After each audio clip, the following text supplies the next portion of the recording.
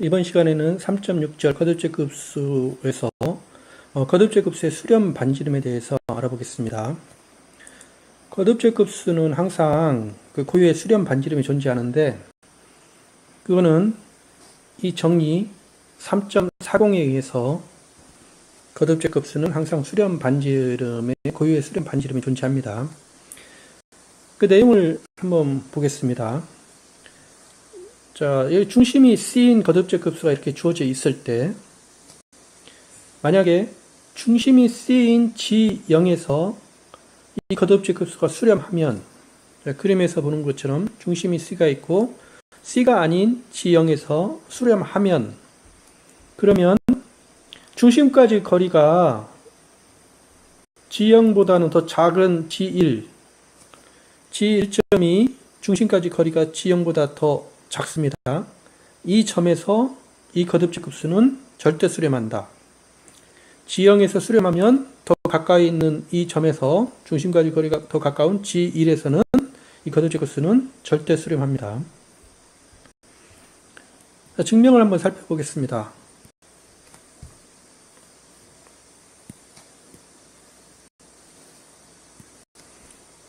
자, 이 거듭제급수가 중심이 C인 G형에서 수렴한다고 가정을 합시다.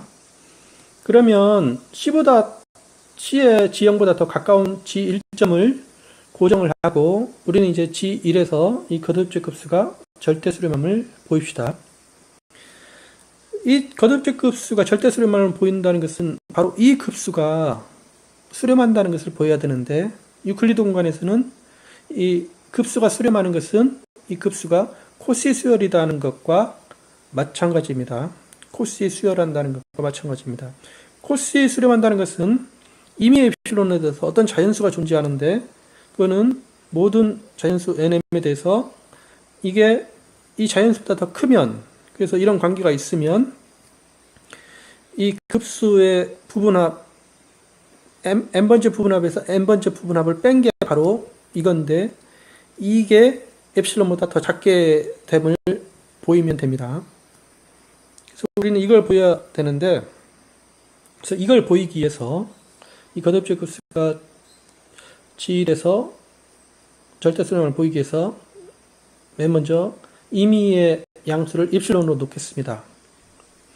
그러면 가정에 의해서 이 거듭제급수는 G0에서 수렴하니까 이 급수가 수렴하려면 그 G0점에서 이 항이 n이 무한대로 갈 때 0으로 가야 됩니다. 그래야 급수가 수렴하죠. 이게 0으로 안 가면 급수는 절대 수렴할 수 없습니다. 그래서 0으로 가기 때문에 임의 양수 델타에 대해서 m이 충분히 크면 그것보다 더 큰 n에 대해서 이 항은 델타보다 작아집니다. 이게 0으로 가기 때문에 델타보다 작아지는 그런 m이 존재합니다. 그래서 우리가 여기서 r을 G0 빼기 C분의 G1 빼기 C로 잡으면 그러면 가정에 의해서 이 분모가 더 크기 때문에 R은 1보다 더 작은 수가 되고 물론 절대값을 썼기 때문에 0보다 크거나 같은 수가 됩니다.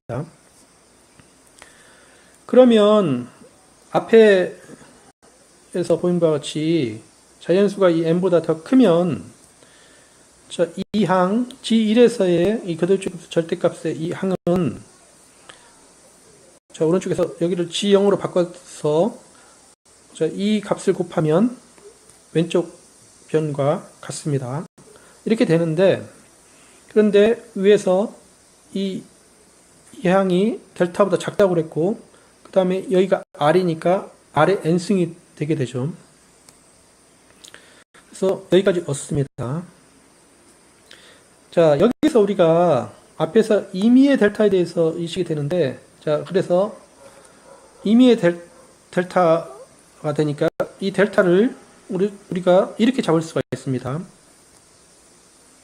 엡실론 곱하기 1-R 이렇게 놓으면 그러면 m보다 더 큰 자연수 nm에서 뭐 둘 중에 하나 이 m이 더 크게 이렇게 잡을 수가 있는데 이때 이제 우리가 목표, 자, 이것을 계산을 하면 각 항들은 앞에서 보인 것처럼 델타 곱하기 RM보다 더 작으니까, 자, 델타에서 가로 RM 플러스 1 더하기 RM 플러스 2 더하기 쭈쭈쭈에서 RM보다 작게 됩니다. 그럼 여기서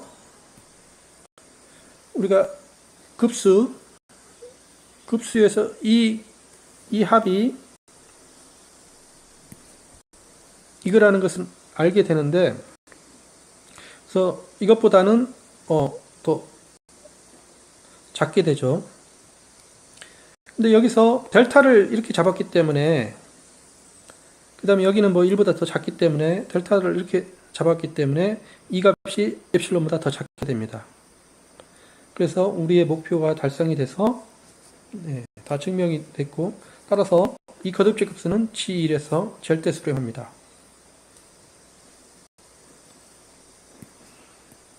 그래서 이게 증명이 됐는데, 자, 이 거듭제 급수가 G0에서 수렴하면 그것보다 중심에 더 가까운 G1에서는 절대 수렴합니다.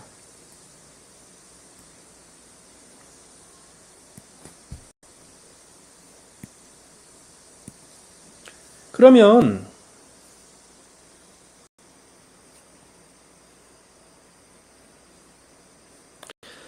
앞의 정리에 의하면은 대우법에 의해서 이 거듭제 급수가 G1에서 만약에 G1점에서 발산을 하면 중심까지 거리가 G1보다 더 큰 G0에서는 이거는 발산해야 됩니다.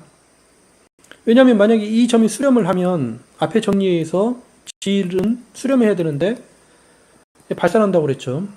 그래서 앞에 대우에 의해서 만약에 G1에서 발산하면 G0에서 발산을 해야 됩니다. 그래서 같은 말이고, 따라서 이제 우리가 거듭제 급수가 거듭제 그 수렴 반지름을 정의를 할 수 있는 것을 이렇게 정리를 할 수가 있습니다. 이 거듭제 급수가 주어져 있으면 중심에서 G가 중심점이면 당연히 이 거듭제 급수는 이 상수항에 수렴합니다. 이미 거듭제 급수가 주어지면 그러면 다음 가나 다 세 가지 중에 유일하게 한 가지만 참이다. 가번은 뭐라고 했냐면 이 거듭제 급수는 C에서만 수렴한다. 나머지에서는 다 발산한다. 그럴 수가 있고, 나번 이 거듭제 급수는 복소평면 모든 점에서 수렴한다. 그럴 수가 있고, 만약에 가도 아니고 나도 아니면 이 거듭제 급수는 R이라는 게 존재하는데 이게 이제 수렴 반지름이죠. 그래서 이 거듭제 급수가 G0점이 C까지 거리가 이 R보다 더 작으면 그럼 이 거듭제 급수는 그 G0에서 절대 수렴하고, R보다 더 크면 G1에서 C까지 거리가 R보다 더 크면 그 점에서 이 거듭제 급수는 발산하는 그런 실수 R이 존재한다. 자, 여기서 가하고 나가 가도 아니고 나도 아니면 그러면 C를 제외한 점에서 수렴하는 점이 있고 나가 아니니까 또 발산하는 점이 있습니다. 그래서 오른쪽 그림과 같이 만약에 G1에서 수렴하고 G0에서 발산을 하면 발산점이 더 바깥에 있어야 됩니다. 더 안에 있을 수는 없죠. 그러면